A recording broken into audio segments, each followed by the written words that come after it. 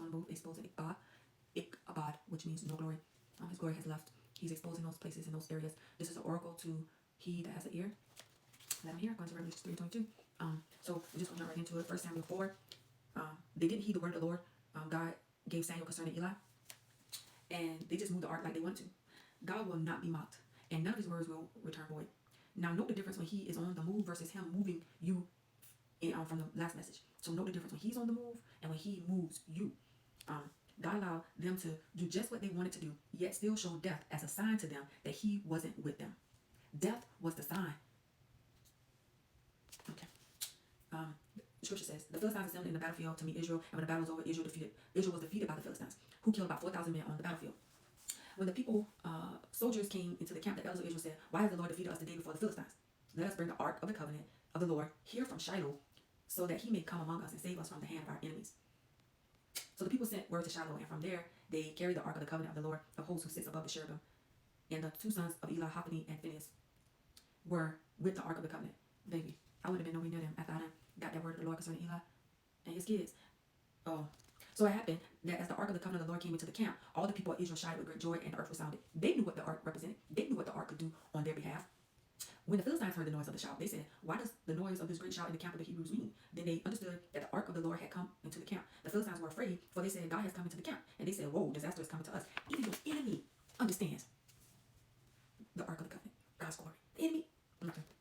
For nothing like this has happened before. Woe to us. Who will rescue us from the hand of these mighty gods? These are the gods who struck the Egyptians with all kind of plagues in the wilderness. See, God reputation precede himself, okay? Like, you gotta check your receipts. But the enemy can check the receipts. Why can't we? Why can't the Israelites check the receipts? Oh my gosh. Take courage and be men, O Philistines, so that you do not become servants to the Hebrews, as they have been servants to you. Act like men and fight. So the Philistines fought. Israel was defeated, and every man fled to his tent. It was a very great defeat. For 30,000 soldiers of Israel fell, died. Death, I told. Also, the ark of God was taken, and the two sons of Eli, Hophni and Phinehas, were killed. Death. Remember, it ain't what it looks like. Death in great numbers. Then God moved. You see the death, and then here they go. Somebody. Well, the ark of God was taken. After you saw all that death, God moved, because he represents the ark of the covenant. He is wiping them out. Okay, he ain't playing. The ark came back there, but not for what they thought, because they was shouting in the camp when they saw the ark. Yay! Ain't what you thought, baby. The ark coming to take you out. And instead, the enemies got word that they would prevail. Man, you see how God do what he want to do? How you want to do it? He's sovereign. Don't play with him. Don't play with God. Like, this is the wrath of God you're seeing. This is the judgment of God you're seeing that most people don't understand or don't think God is or something. And what got me is they were excited. And when the ark came back, but the enemy then had got word they would prevail. When you see the glory of God come into a place and it's not dwelling, you see it come and it leaves, that don't necessarily mean that people are in right standing. Here you see it came back to the Israelites, but as wrath, as judgment. Remember, God is going where he desires and to whom he desires. Take this in as you destroy and come up against idols.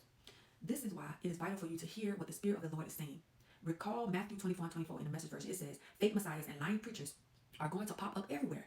Their impressive credentials and bewitching performances will pull the wool over the eyes of even those who ought to know better. The body of Christ, God's elect, God's people. But I've given you fair warning. That's what Scripture said. Matthew 24:24 in the Message version. Now Eli was 98 years old. His eyes were dim so that he could not see. When he mentioned the ark of God, Eli fell off the seat backwards by the side of the city gate. His neck was broken and he died, for he was old and heavy. He had judged Israel for 40 years. Now his daughter-in-law, Phinehas' wife, was pregnant and was about to give birth. So when she heard the news that the ark of God had been taken and the father-in-law and her husband had died, she kneeled down and gave birth immediately, because her labor pains began. And about the time of her death, following the sudden birth, the woman attending her said to her, do not be afraid, for you have given birth to a son. But she did not answer or pay any attention. And she named the boy Ichabod, saying, the glory has left Israel, because the ark of God had been taken, and because of the deaths of the father-in-law and her husband. She said, the glory has left Israel, for the ark of God has been taken. Death. That's how you see death. At the word, let me give you my story. At the word of the ark, he died at the gate. The gate represents like the opening. It was a place of honor and a position in the city. And I saw it as him blocking the gate, because he had the gate. He waited for word back from the war or whatever. At the word of people putting their mouths on God to mock him, they will fall dead. Hear what I'm saying? At the word of people putting their mouths on God to mock him, they will fall dead. I mean, people understand, well, that's Old Testament. Well, let's go to New Testament. When Ananias and Sapphira lied to the Holy Spirit in Acts 5:1-11. Okay. Ichabod was a sign in the earth through the very word of the Lord given to Eli. Now you see life coming forth. At the same time, death happening because mama died. Dying trying to birth something. When the glory of God leaves a place, they'll die trying to birth something. They'll die trying to make something happen. Oh my God, that's the Lord's Spirit. That just hit right there. That ain't even in the notes, baby. Okay. God, so you see death, you see life coming forth, and you see death at the same time because God was on the move. And all things had to shift when he moved. What was about to be birthed was about to be birthed, baby. What was about to die was about to die. Immediately, suddenly. You see why? When God is on the move, and when he was preparing you to move, and now he's on the move, you ain't got time to be second guessing, doubting him, not trusting him, having idols. You ain't got time. The idols will slow you up, baby. They will have you don't even know what's going to come. It's in some verse. It even talks about, when you deal with idols, your mind go dark. Yeah. Okay, so, and all things had to shift when he moved. Notice that the word or the hearing of the ark, things happened immediately without delay. As soon as Eli heard, he heard his sons die, but as soon as he heard about the ark, he fell dead. As soon as the daughter-in-law heard about the ark, she went into a birth and died. At the birth, that's what I said. At the word of people putting their mouths on God's glory, they'll fall dead. God will not be mocked. His glory is on the move. And it's exposing Ichabod. The Lord left a sign in the earth because she named him and declared what the Lord had done. Now the question is Ichabod no glory, which means no glory in the concordance? Is Ichabod in your church? Is Ichabod in your house? The glory of God is on the move. 1 Samuel 5, the summary of this is, your idols don't stand a chance against God's glory. They will fall. Kill it before he does. Kill the idol before God does. So here we see the Philistines took the ark of God. Now the Philistines the one took it. The nerve of you to take the ark. And they brought it to Ebenezer, to Ashdod. They took the ark of God and brought it to the house of Dagon and set it beside the image of Dagon, their chief idol. When the people of Ashdod got up early the next day, behold, Dagon had fell on his face on the ground of the ark of the Lord, before the ark of the Lord, because they will bow, baby. Okay. So they took Dagon and returned him to his place. But when they got up early the next morning, behold, Dagon had again fallen on his face on the ground before the ark of the Lord, and his head and both palms of his hands were lying cut off on the threshold. Only the trunk portion of the idol of Dagon was left. God had a plan. He will not dwell with no idols. Will not. Then the hand of the Lord was heavy on the people of Ashdod, and he caused them to be dumbfounded and struck with the tumors, both Ashdod and its territory. When the men of Ashdod saw what had happened, they said, the ark of the God of Israel must not remain with us, for his hand is heavy on us and Dagon, our God. So they sent word and gathered all the lords, governors of the Philistines to them and said, what shall we do with the ark of the God of Israel? What will we do? They answered, let the ark of God of Israel be brought around to Gath. So they just passing God's ark. Remember I told you earlier, they just do what they want to do? The leaders, the system, they just do what they want to do. What you see right here is a system. The Philistines was running the system. They was passing it around in their little city. They was passing the ark of God around. Like they had authority to do this.